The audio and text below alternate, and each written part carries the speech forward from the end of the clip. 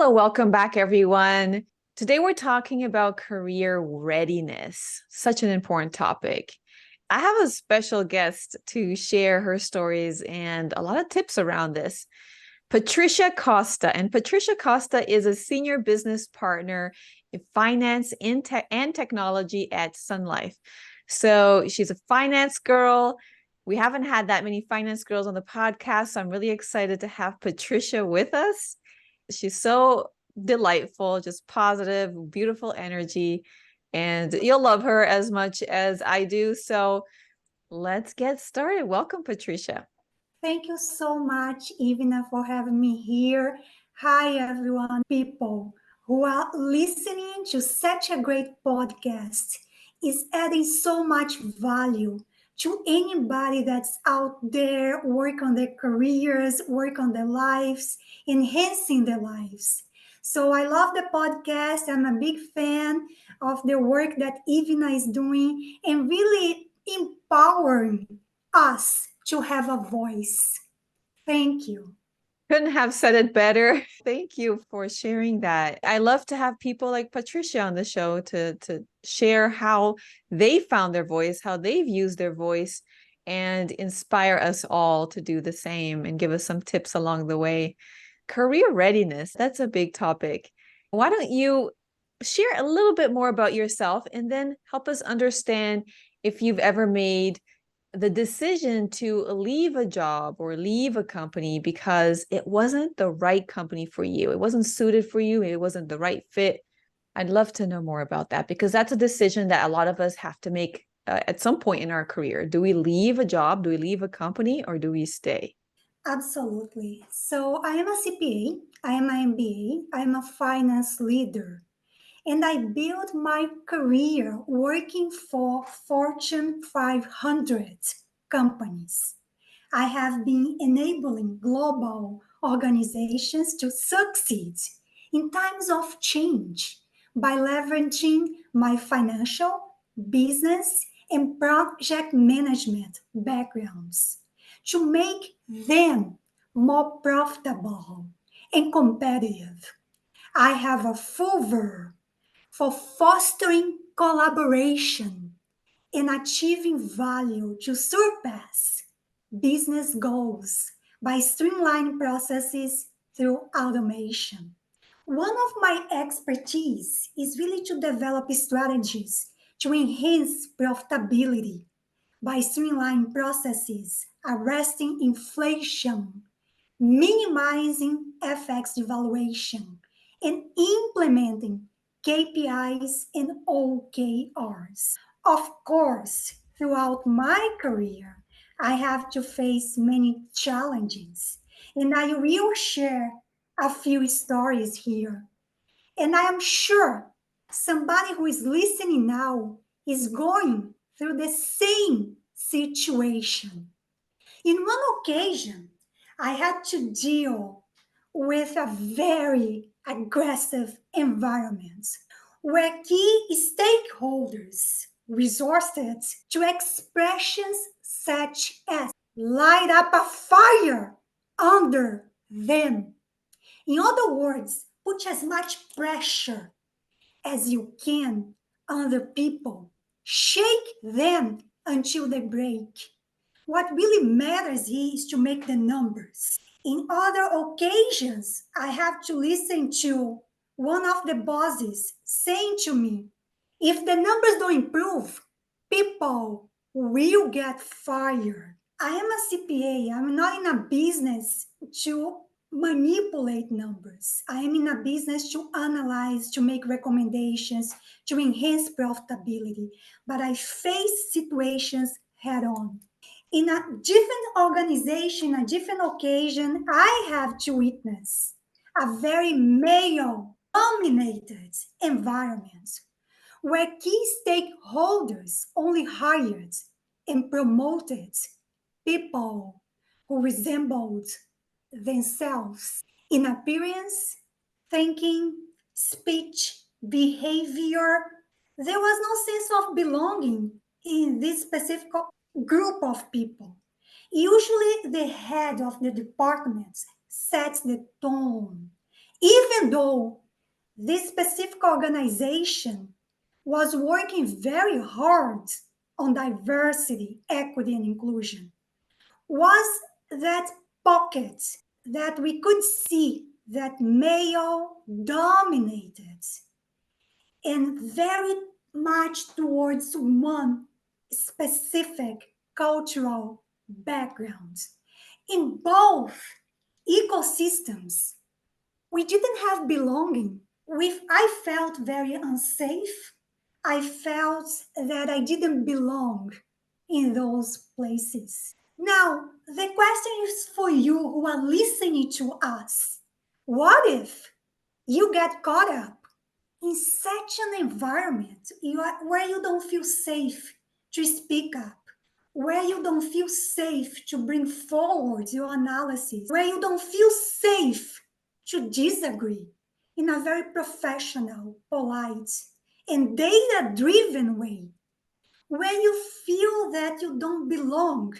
Be ready so you don't have to get ready. And there are many ways that you can achieve that career made of titanium, that career that's going to support you no matter what, no matter which decision you need to make. And I will give a few examples of building blocks that I have been using to make my career made of titanium. And I would love to share that with you and with everyone that's going through the same situations. Or if you are not going through that situation, perhaps you can be ready for the future, because any one of us are going to face situations where you don't feel safe, situations that you feel that you don't belong in that specific ecosystem. I see your passion. I can see that you've lived this and you really deeply want to support others and help others be able to navigate these tricky situations, these maybe not so pleasant environments. They're not very productive. And what do you do? So before you get in, and I'm dying to hear what you have to say in terms of how to get that titanium-like situation, resistance, where you are able to become career ready and take ownership and take things back and be able to empower yourself towards a career that serves you. But before we get there, I would love to know, in that specific example that you shared, where there's this toxic environment, or maybe just aggressive, sometimes like investment banker environment is very aggressive. That's just how they are. It's a very, like you said, if you don't hit the numbers, you get fired. Like heads are going to roll. And it's really hard in an environment like that. How did you decide it was time to move on? And I know that between deciding it's time to move on and moving on, things have to happen. It's not that simple. But I'd love to understand, how did you realize that was not the place for you? What was the moment that, and how did you realize and decide, okay, I need to go somewhere else. This is not serving me. This is not working. Yeah, Eva, absolutely. That's a very good question. The time of realization, when you look yourself and say, okay, what are the values? What are my values? What are my fears? What are the repercussions if I speak up? And I choose to be true to myself, to my values. I choose to have a voice. And I'm very conscious about the repercussions. One would wonder, what are the repercussions in such unsafe environments? So there are few repercussions that I have to be ready, that you have to be ready, that's important for us to know. And some of them are unfair feedback.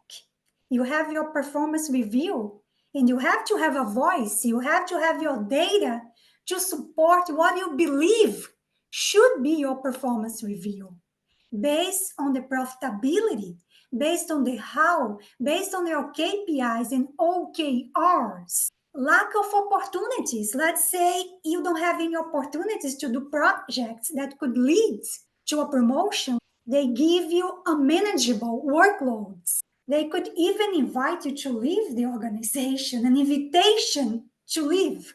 Or perhaps you feel so afraid that you start to silence on self to protect your mental and physical health. And there are many industries, not just the banking, but so many industries that there is that very aggressive environment. And on the other hand, it's important to mention that there are positive repercussions. So before going to that moment of realization, I don't have the same values. There is a moment that you feel motivated to share your voice, to share your ideas, to make your recommendations. And those moments, you look around and people in the same stage of mind. Those are the positive repercussions. When you see that you can lead people, you can help them to have a voice as well. You start to attract people with the same values. And that's so beautiful because you start to build that network. You start to foster equity, diversity, and inclusion. And we start to make recommendations that make the business profitable through a very strategic growth. And the moments that you realize, okay, I'm getting people on my side, perhaps it's not the time to leave. Perhaps I can handle a little bit more of the aggressivity, of the male dominated, of being excluded because I'm not part of that cultural backgrounds. But I have here a group of people who share the same values. The momentalization that is now a moment to really look for opportunities is when you feel so suffocated that nothing really that you bring forward with so much analysis, so much data behind, nothing really matters. And no matter how you're going to achieve that results, there is no a real strategy. That's when it's so aggressive that start to give you that very unfair feedback, that lack of opportunities. That's the moments that you see, okay, my mental health, my physical health is really suffering. How much more can I put into this job? How much more can I coach people to have and foster diversity, equity, and inclusion, and acceptance of different points of views to build that strategy? When you feel that your mental and physical health they are suffering to a point that you can't handle any longer, and I'm not saying that I just packed my bags and leave and left, that you believe, okay, I better be in an environment that's going to embrace, that share the same values, that share the same strategies, that's willing to build a place that's profitable because there is a strategy in place. That's the moment. The pivotal moment is when your mental and physical health starts to suffer. I love how you shared that for you, that pivotal moment is when you felt suffocated, when it started to really hurt your mental and physical well-being, but that you also tried to make it work. You tried to talk to people, you tried to influence, you tried to tell people, hey, like we need to make this environment inclusive for all. You tried to bring data and analytics to make your case, but then ultimately you realized that you weren't able by yourself to make that big of a change in the environment. It was hurting you and your well-being. It was not the environment that was aligned with your values. And what I would love to go deeper on before we move on to how you solve that equation is, first of all, not everybody understands KPI and OKR. So if you could quickly just say what that is. Second, How was your mental health affected in that environment? Could you give some more specifics around what that actually felt like? What was the breaking point for you?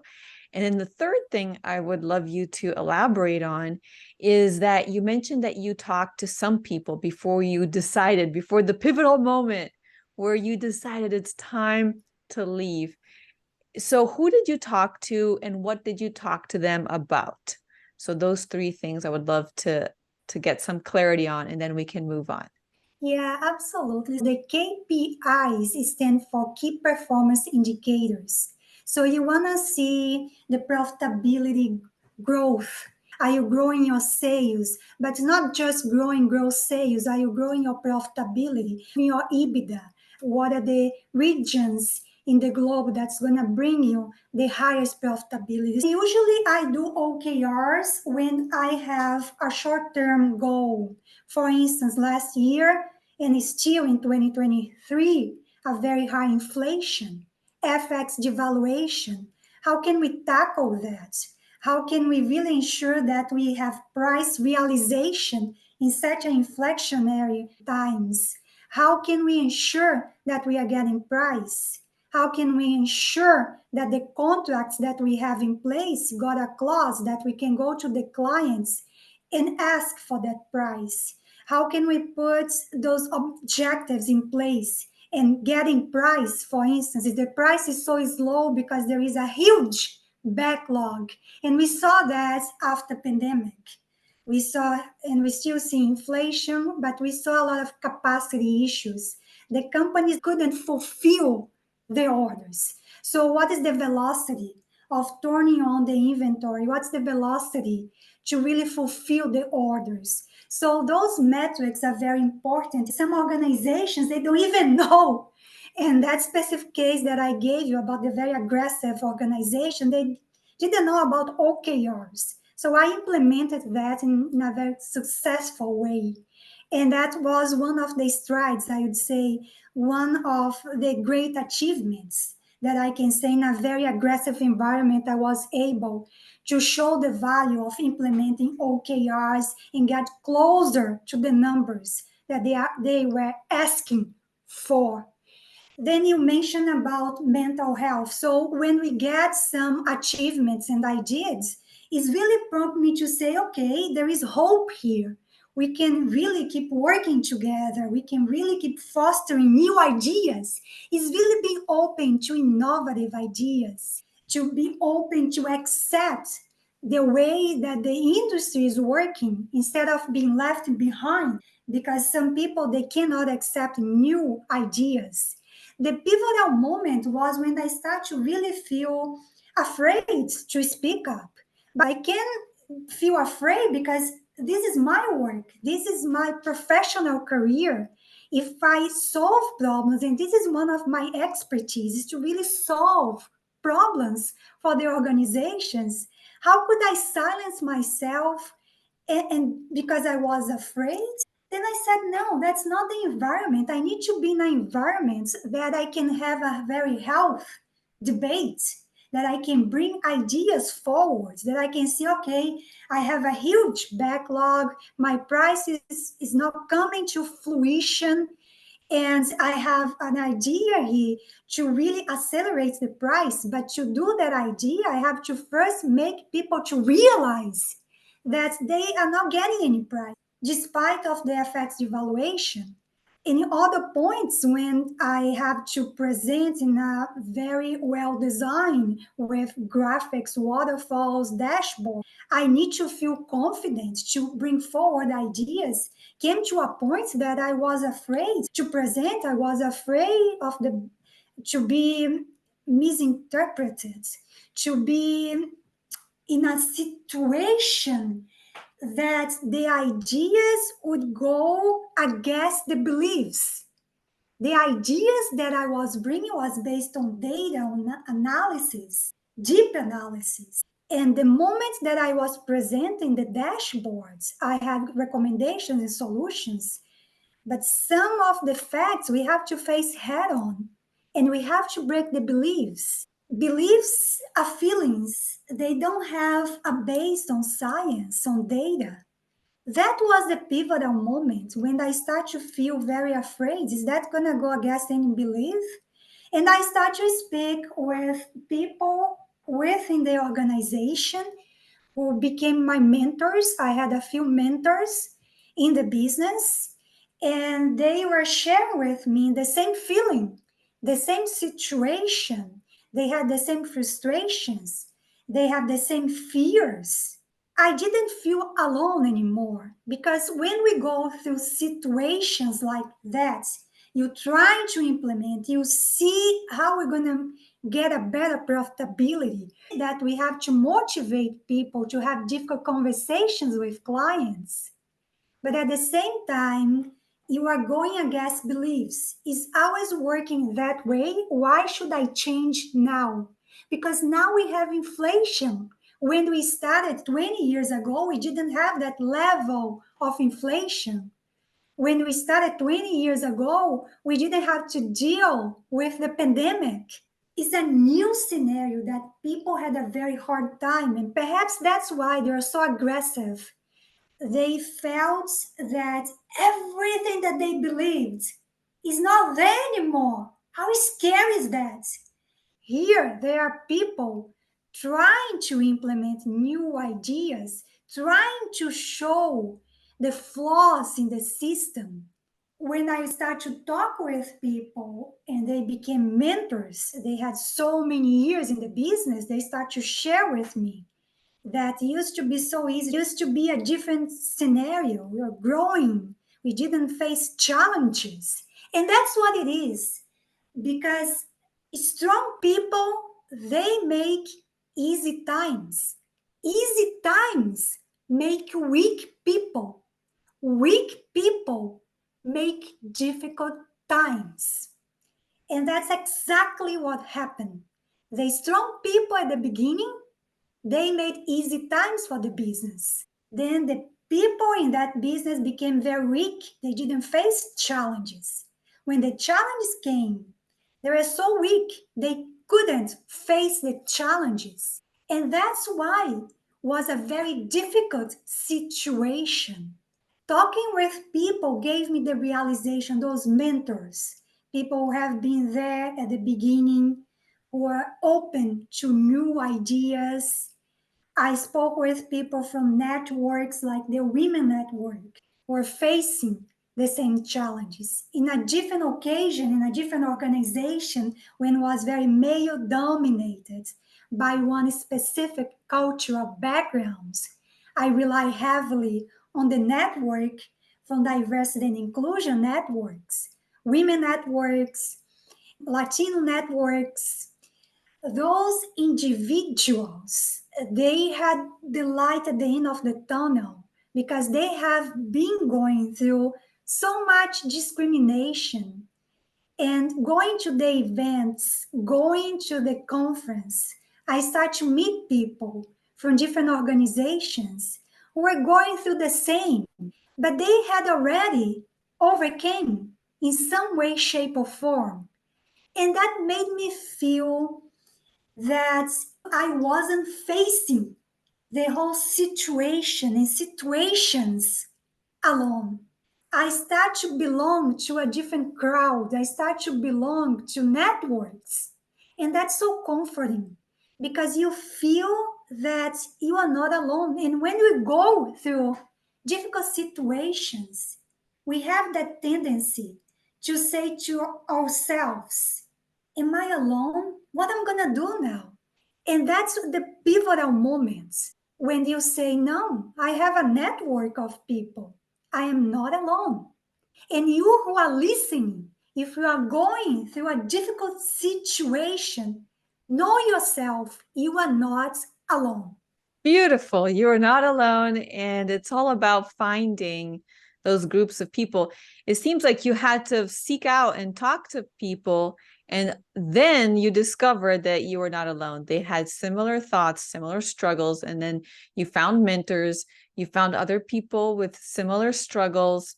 You joined these Latin women groups, and that helped you get there. So I think that's a really powerful lesson, and it'll be a good transition to our next point, And it was also very interesting to hear that the pivotal moment was when you started to feel afraid to speak up because you needed to solve problems, you needed to bring your ideas forward.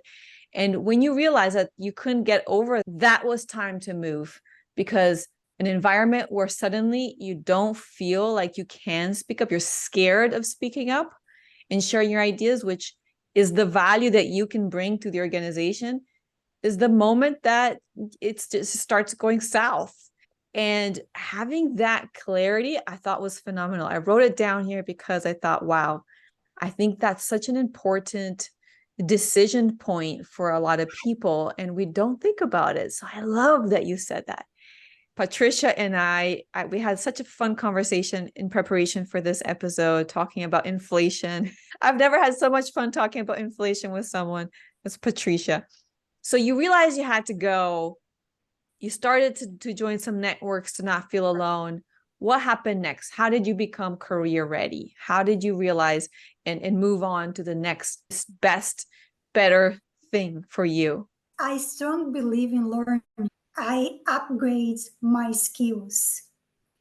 And I upgrade my skills in the area that I am in. I am in finance, I am a CPA. But beyond designations, beyond MBAs, I strongly believe in keeping yourself updated.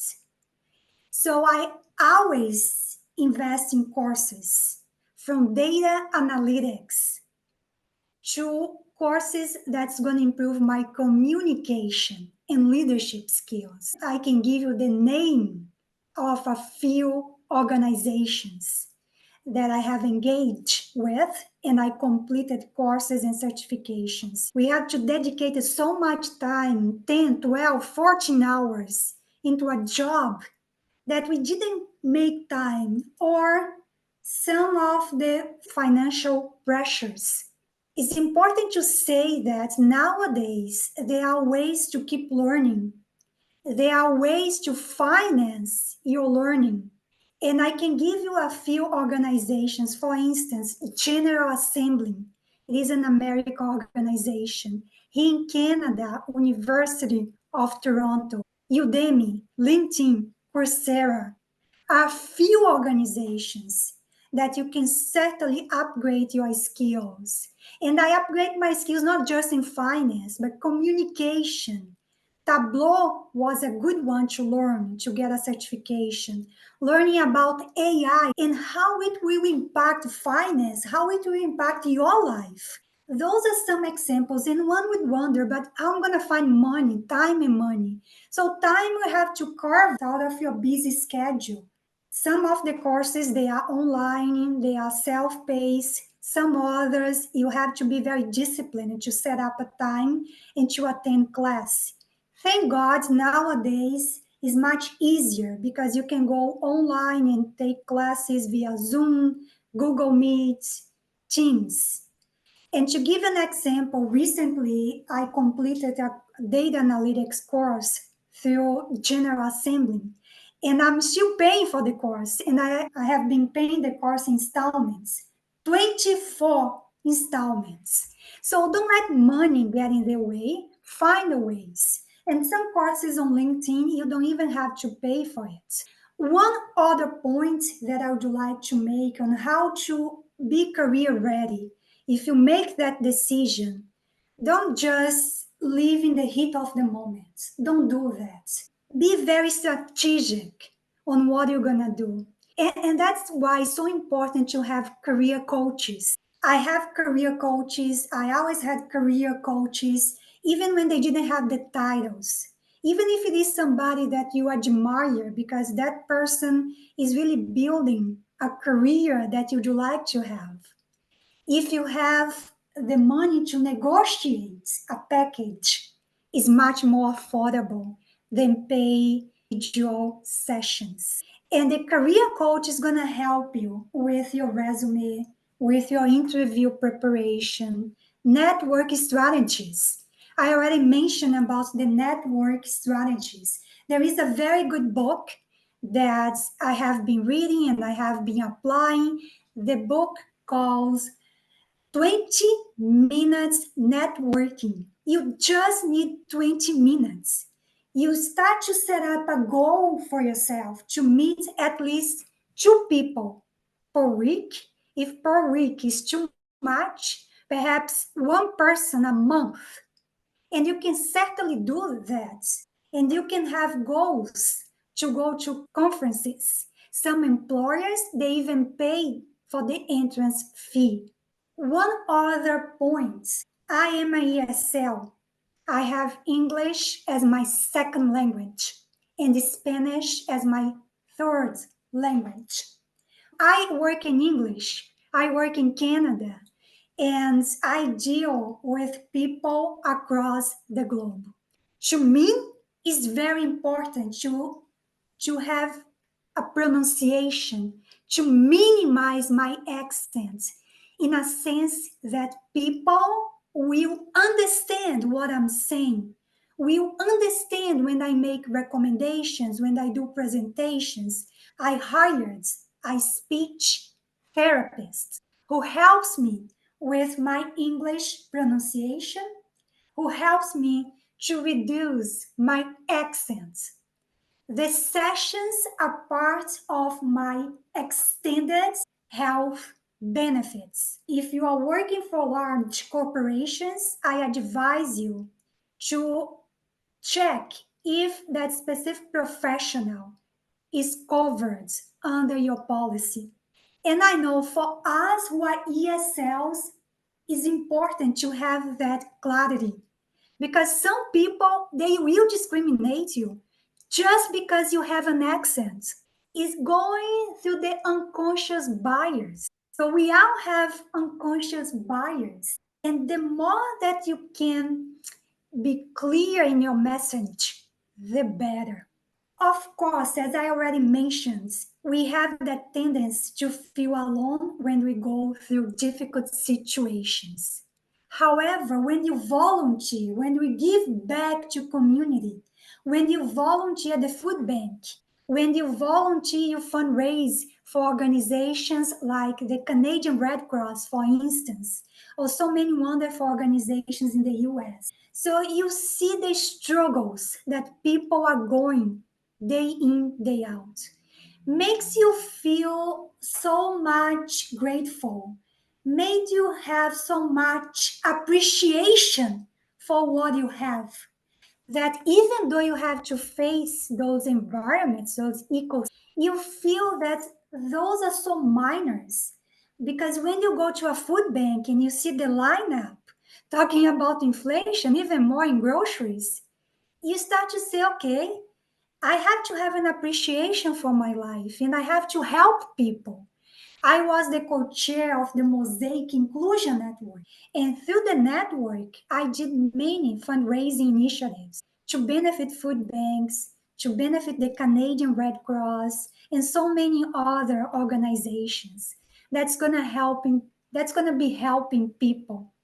It's very important to say that sometimes we don't have the confidence. You can borrow confidence.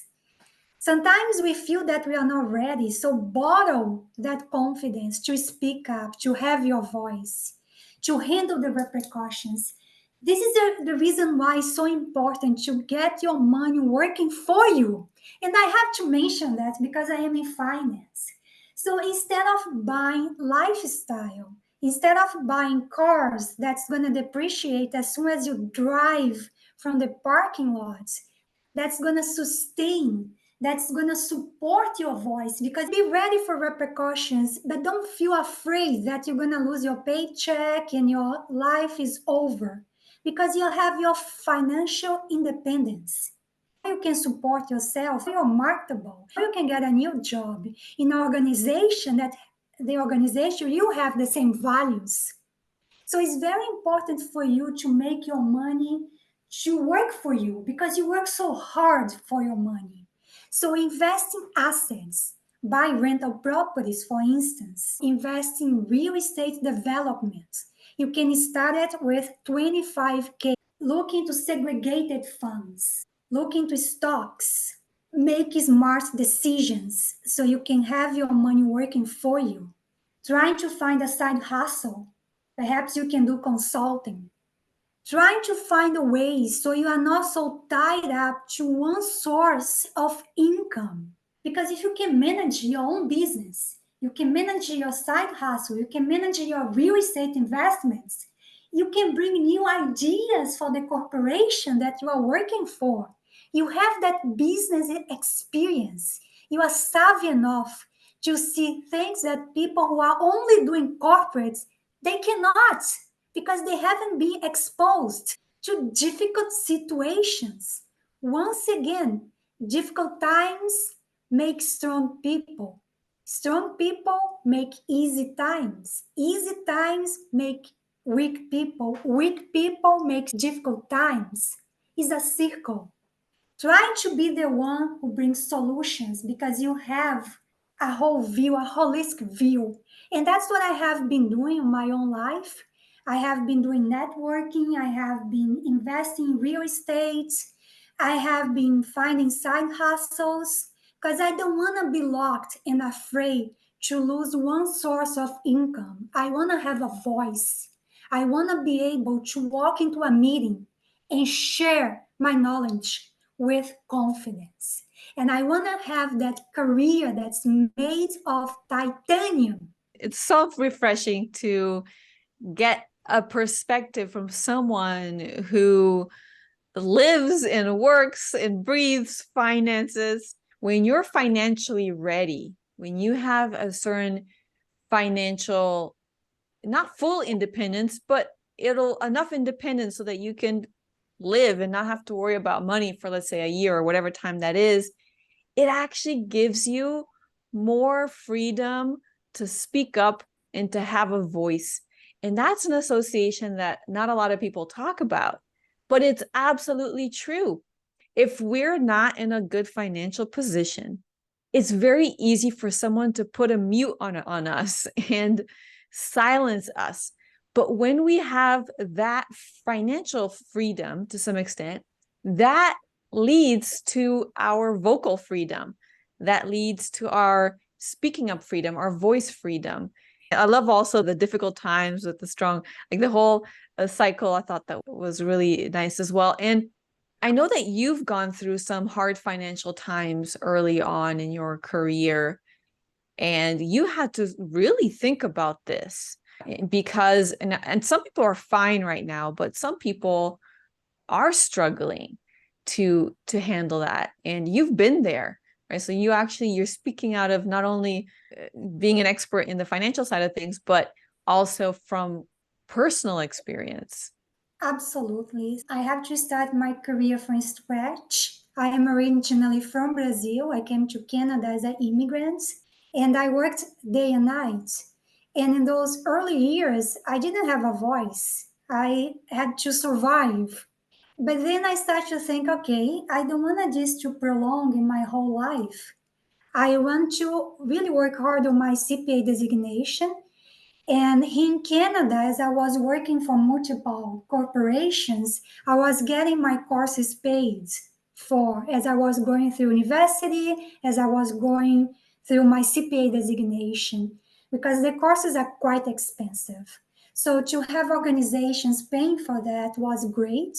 And I was really blessed because some of the organizations, they had such a great environment and they really embraced when I start to have a voice. In some of them, I found mentors who gave me that voice, who gave me a place, and I still have those people in my network. Those people that was very important to me when I came to Canada. And I would like to say also that I never stop being somebody very spiritual, to meditate, to stay calm under pressure, to really believe that whatever we go through life is not happening to us, it's happening for us. We have to learn from that experience. And when we meditate, when we go to mass, when we have strong beliefs, that's a moment in time, it's not going to last forever. Like you mentioned about difficult times, financial situation, people are struggling, and you can see that. The first and foremost is really to work on yourself, to say, okay, how I'm going to get an education to leave that place, to progress my career, to go and build my financial independence. Besides having a job now, I finished my designation, so I'm not going to invest in lifestyle. I'm going to invest in assets. So every single dollar that I got, it was to invest, to learn how to invest. And I took courses on that. I took a whole post-graduation financial planning. But besides that, I love attending shows like Money Show. You go, you talk with people, you see the new investments, you see what is going on in real estate, you see the upcoming neighborhoods, you see how can we invest with 20K, you see how can we invest with 5K. So to be really savvy when it comes to manage your own money, be your own CFO. That's the best way to put it. Go through your financial statements and see, okay, where I'm spending my money. We know how much we are making, but do we know how we are spending? Where's the money is going to? What are the ways that I can offshore? For instance, if you want to take a course and it's too expensive in the US or Canada, or if you want to get a personal trainer to keep your body and mind in good shape, you can certainly get somebody from Brazil or any other country, because guess what? Most likely they're going to be able to speak in English. You start to develop your offshore strategy. That's what companies are doing.